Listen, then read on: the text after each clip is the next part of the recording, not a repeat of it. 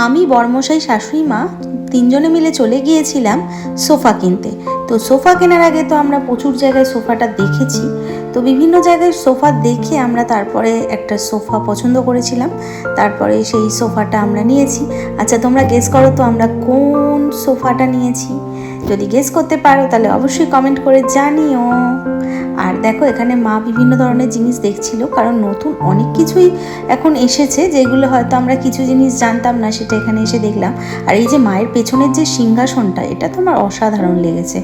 আর এদিকে তো বরমশাই ফাইনাল করছে কি নেবে, তো ওখানে বিল টিল করছে, চারিদিকে সোফায় বিভিন্ন ধরনের সোফায় বসে বসে দেখছে। আর আমিও কিছু জিনিস পছন্দ করে এসেছি, নিশ্চয়ই পরে নেব, সেটাও তোমাদের সঙ্গে শেয়ার করব। তো দেখো, আমাদের বিলিং হয়ে গেছে, আর তারপরেই আমরা চলে এলাম মাসির বাড়ি। তনু এখানে একটা নতুন কিছু ট্রাই করছে, তখনও আমরা জানি না ও আমাদের জন্য কি রান্না করছে। তো যাই হোক, এখানে আমরা একটু চাউমিন নিয়ে গেছিলাম, সবাই মিলে চাউমিন খেলাম।